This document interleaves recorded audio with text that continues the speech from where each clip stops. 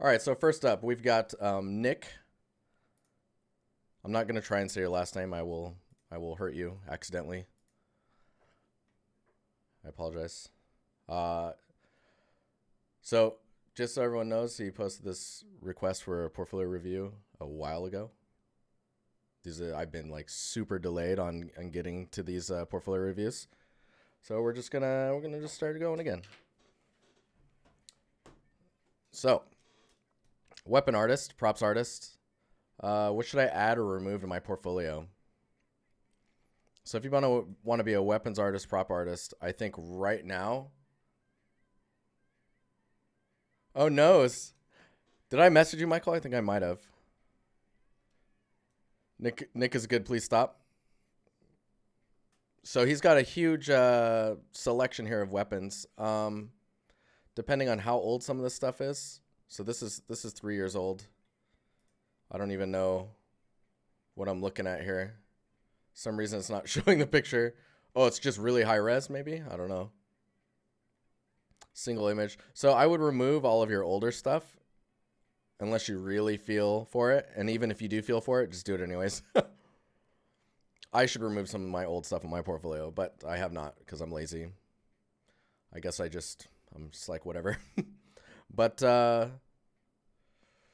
thinking about the framing and parts of the weapons that you're interested in the most, I think compositionally some things are weak, or like if you look at this thumbnail, for example, you've got the gun hitting right on the edge there.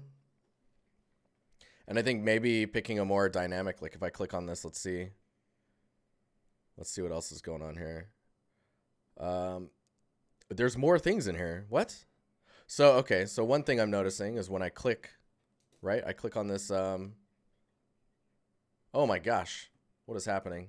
New mouse. When I click on this, I'm actually getting more than I expected. I guess it's because it's your old work. I would label this instead of like this, maybe make like a new like a thumbnail that shows all of it in like a single image. And then instead of just the text there saying old work, I would have it as like a logo if you're going to have your old work on here. This music is a little intense. I'm going to just change it really fast. For people watching the VOD later on YouTube, there's no music for you. So you got lucky. I'm just going to find some chill jazz music. Give me a second here. There we go. Oh yeah, dude. It's completely changing the mood here. So, as we were saying, so thumbnails and how they represent what is actually there is going to be really important. And I have this this pet peeve for when you see stuff like the edge of your thumbnail and art just clips right on the edge of it, or like stuff like this. Like if you're gonna go this much, I would actually show the full handle on this one, and then the full head of the hammer on the top one. So that way you're actually there's a distinction between what you're showing and what you're not showing. I really like this one just because you're showing inner workings and how stuff is set up. But I think a majority of, man, that is a sawed-off double-barrel shotgun with a scope on it, or a sight. That's interesting. Oh, how old is this one? 7 days ago.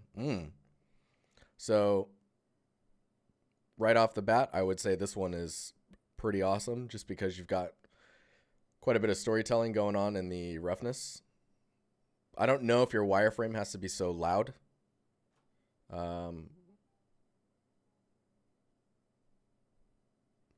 AgeLink, what's up, man? So, yeah, just looking at this, there's so much storytelling going on in your just how you've textured the asset. That's pretty awesome, flipping it over and actually seeing, because at first I was like, wait, what am I looking at here? And then I realized this is the underside of the. This is cool though. This one's really well done. Trying to think if there's anything specific I could say about it.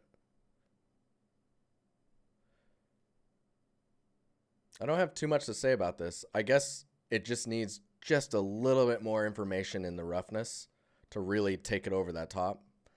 Um, there's some good stuff on Artstation Learning that recently came out. It's the name is slipping my mind, but it's basically texturing assets similar to this.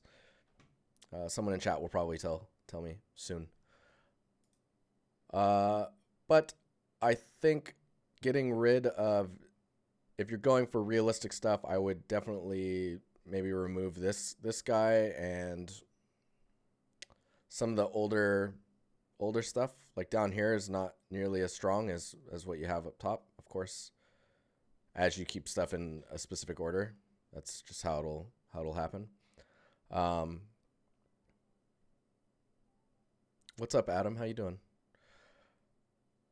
Yeah, I think it's mainly for me. It's the thumbnails having the framing, and you can see like you've got a gradient behind here, right? When you mouse over, but it would be nice to either frame them so they're floating like this, or frame them in a way where everything is nice and close and detailed, focusing on very key, like this one here, for example.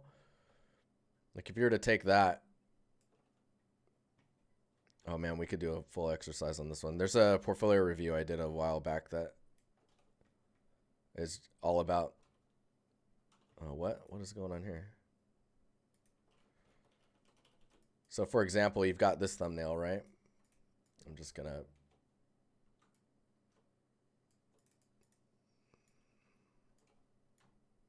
I'm lazy, and sometimes lazy doesn't help me.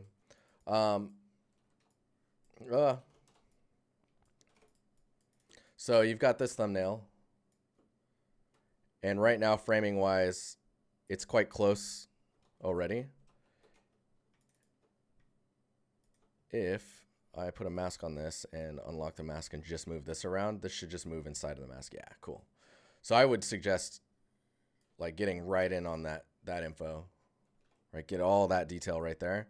Way more engaging, because we all know what this is going to look like. It's just a wood material, right? Maybe there's a little bit of character on it, but all of the hotness is right here. And also don't forget, when you do these thumbnails, you can dupe the layer, do a filter, other high pass on it, and you can bring out highlights where you want like that detail to really pop, and just kind of push it just a little bit further. Just do an overlay on that, and then lower the overlay all the way, and then just kind of turn it up just to sharpen it enough. You can see how much more that's popping.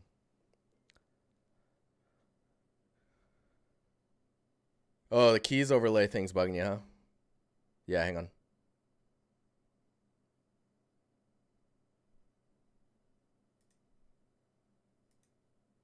There you go. I got you. Okay, so with that said, I think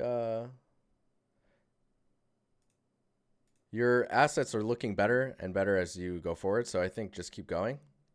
And I would trim off like these could all be in a set or a kit, like all of these right here. So like condensing your portfolio is going to be good. What's up, Beta? How you doing? And then removing stuff that you feel is just not quite strong enough. Like this one feels a little off to me. Like the scale feels odd. Like I'm not sure. Let's see what's going on here. You're also going pretty heavy with the geometry in the smaller details.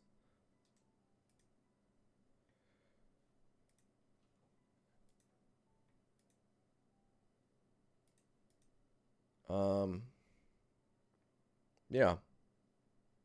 Like I don't know if these need to be modeled in. This one I would say is you should remove. I don't think it's adding much to your portfolio. Let's look at this gun really fast.